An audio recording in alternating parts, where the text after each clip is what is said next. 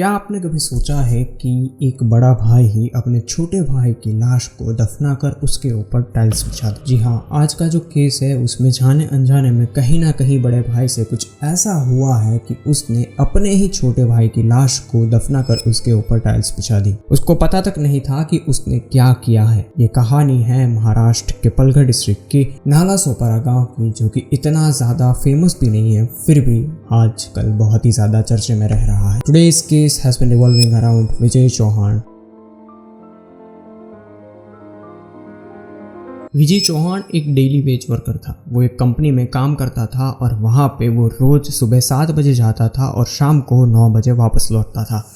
उसकी इतनी ज़्यादा हेक्टिक शेड्यूल होने की वजह से वो अपनी वाइफ को प्रॉपर टाइम नहीं दे पाता था, और जब एक लड़की को अच्छे से टाइम नहीं मिलता है तब क्या होता है वो आप समझ ही पाते हो। इसी चीज़ का फ़ायदा उठाते हुए उसी के पड़ोसी मोनू शर्मा नाम के 20 साल के एक लड़के ने इस चीज़ का फ़ायदा उठाया, और जब भी विजय घर नहीं होता था तब मोनू शर्मा विजय के घर जाता था और कोमल के साथ अच्छी अच्छी बातें करता था। आप यहाँ पर अगर नोटिस करें तो कोमल की एज जो है वो 28 ईयर थी और मोनू की एज जो है वो 20 ईयर थी। इन दोनों के बीच में 8 साल का एज डिफरेंस था। फिर भी ये दोनों आपस में प्यार में पड़ जाते हैं जनवरी 2025 से। विजय को इस चीज़ के बारे में कुछ भी भनक नहीं होती थी। विजय कोमल के साथ में पिछले 10 सालों से रह रहा था। 2015 में इन दोनों की शादी हुई थी और उसके बाद में इनका एक 8 साल का अभी बच्चा भी है। विजय को इस बारे में कुछ भी नहीं पता था, लेकिन जैसा जैसा टाइम बीतता गया विजय ने एक दिन कोमल के मोबाइल फ़ोन में इन दोनों की चैट्स पढ़ ली। चैट्स पढ़ते विजय को पता चला कि ये दोनों आपस में न्यूड्स इमेज भी शेयर कर रहे थे। विजय और कोमल के बीच में इस चीज़ को लेकर बहुत बड़ा झगड़ा होता है। झगड़े को सुलझाने की बजाय कोमल ने दूसरा ही रास्ता अपनाया। कोमल और मोनू ने एक ऐसा प्लान बनाया जिसकी किसी को भनक तक नहीं लगी। मोनू और कोमल ने क्या प्लान बनाया था ये आगे चल के आपको पता चल जाएगा। हुआ कुछ यूं कि 10 जुलाई 2025 को विजय के भाई अजय और अखिलेश उसके घर पे आते हैं और अपनी भाभी से पूछते हैं कि भाभी विजय का फ़ोन कुछ टाइम से लग नहीं रहा है। तब उनकी भाभी उन्हें बताती है कि विजय कुछ काम से कुल्ला गए हुए हैं, आपको अगर मिलना है तो आप भी कुल्ला जाके मिल लो या फिर आप उनकी कंपनी में जाओ। उनके भाइयों ने सोचा कि उनकी भाभी जो कह रही है वो बेशक सच ही होगा, और इसी को सच मान के वो अपने घर वापस जाते हैं। और एक हफ्ता बीत जाने के बाद में विजय के भाई को शक हुआ कि विजय का फ़ोन अब भी नहीं लग रहा है। इसलिए वो लोग विजय जहाँ पे काम करता था वहाँ पे गए। वहाँ पे जाते उनको पता चला कि विजय ने पिछले 1 हफ्ते पहले ही अपनी जॉब छोड़ दी है और वो अब यहाँ पे काम नहीं करता है। विजय के दोनों भाइयों के पैरों तले ज़मीन खिसक जाती है, क्योंकि उनकी भाभी ने तो ये बताया था कि वो कंपनी के किसी काम से कुल्ला गया हुआ है। उनका शक अब बहुत ही ज़्यादा गहरा होता जा रहा था। वो लोग डर के मारे विजय के घर पहुंचते हैं, लेकिन इस वक्त उस घर पे कोई नहीं मिलता है। घर पे एक ताला था और एक सन्नाटा था। घर एकदम खाली था। अजय और अखिलेश ये दोनों भाई घर के अंदर जाते हैं। घर के अंदर जाते ही पूरे घर में अपने भाई को ढूंढना स्टार्ट कर देते हैं, लेकिन उनको उस घर में सन्नाटे के अलावा कुछ नहीं मिला। जैसे जैसे उन लोगों ने घर की छानबीन की, उनको एक चीज़ बहुत ही अजीब सी नोटिस हुई। उस घर के अंदर एक एरिया था, उस एरिया में टाइल्स जो थी वो बाकी की टाइल्स से बहुत ही ज़्यादा डिफरेंस दिख रही थी, और इसीलिए इन लोगों का जो शक था वो बहुत ही ज़्यादा गहरा हो गया। उन लोगों ने आसपास के लोगों के साथ मिलके वहाँ पे उन टाइल्स को निकालना स्टार्ट किया।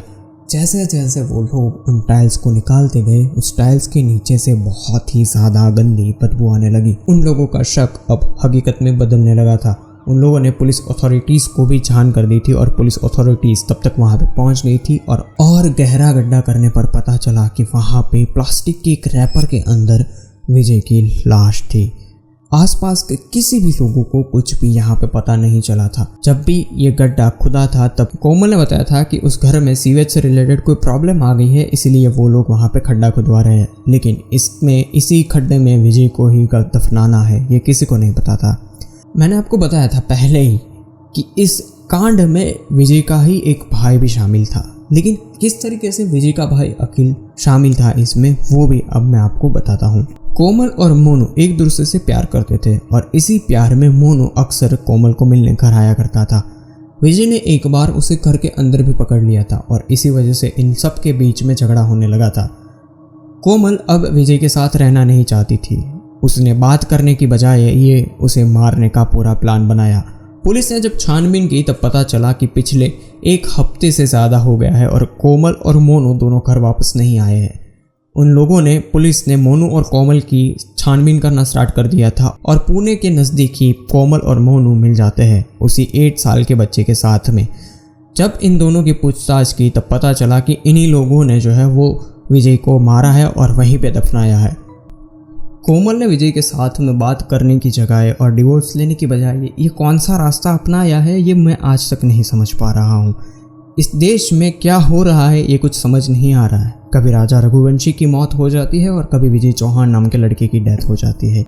पुलिस ने जब पूछताछ की तब पता लगा कि कोमल ने ही विजय को मारा है और कोमल ने विजय के खाने में जहर मिला दिया। उस जहर से जब विजय की जान नहीं गई तब मोनू ने आके बाकी का काम पूरा किया था। उसके बाद में इन लोगों ने विजय की लाश को कहीं और ना ठिकाने की बजाय उसी घर में दफनाने का सोच लिया था और उसी घर में दफनाने के बाद में उसके ऊपर टाइल्स बिछाने के लिए विजय के भाई अजय को ही बुलाया गया और उसी ने उसके ऊपर टाइल्स बिछाई थी।